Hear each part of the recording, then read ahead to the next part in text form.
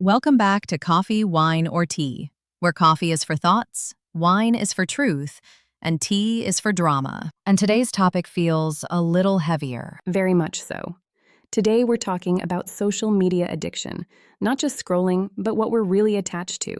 And whether we can actually log off. Before we get into it, let's start with a sip. What are you having today? I'm having coffee. I feel like I need clarity for this conversation because it's easy to talk about social media without realizing how much it affects us. And I'm choosing wine. This topic needs honesty and calm because it hits close to home for a lot of people. So what are you sipping today? Coffee, wine, or tea? When did you first notice how much time people spend on their phones? Honestly, when I started losing time without realizing it, you go on for one thing and suddenly an hour is gone. That's when it stopped feeling casual. Do you think social media changed how people socialize or replaced it? I think it replaced a lot of real connection. We talk more, but we don't always connect deeper. See, that's what stands out to me. Before social media, you weren't always reachable. Silence was normal. Now, silence feels uncomfortable. Like if you're not posting, reacting, or responding, something's wrong. Do you think social media is addictive by design, or is it a self-control issue? I think it's both. It's designed to keep you engaged, but it also feeds into our need for validation and distraction. What do you think people are actually addicted to?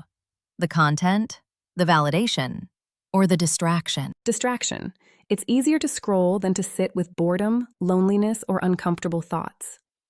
That's interesting. In my generation, boredom existed.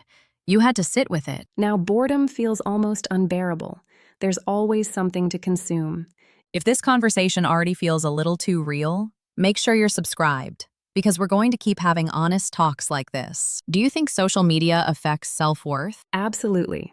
Comparison is constant. You're always measuring yourself against someone else's highlight reel. We compared ourselves too, but it wasn't constant. You could go home and disconnect. Now, comparison follows you everywhere, even when you're trying to relax. Do you think people confuse connection with attention? Yes, likes and views feel like connection, but they don't replace real relationships. That worries me. Attention isn't intimacy. All right, it's time for Sip or Spill. Social media is intentionally addictive. Sip. The platforms are built to keep you scrolling. Sip. There's too much research now to ignore that. People scroll to avoid their real lives. Sip. It's an escape when reality feels overwhelming. Sip.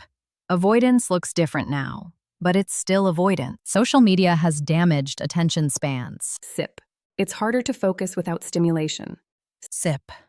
Everything feels rushed now. We're more connected, but lonelier. Sip. Connection without depth leaves people feeling empty. Sip. People are surrounded, but still alone. I don't think social media is evil. But I do think we underestimate how much it affects us.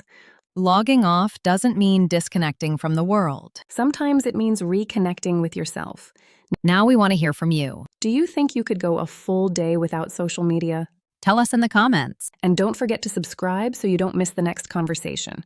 So whether you're sipping coffee, wine, or tea, Ask yourself if you're scrolling or avoiding. Thanks for joining us for another episode of Coffee, Wine, or Tea. See you next sip.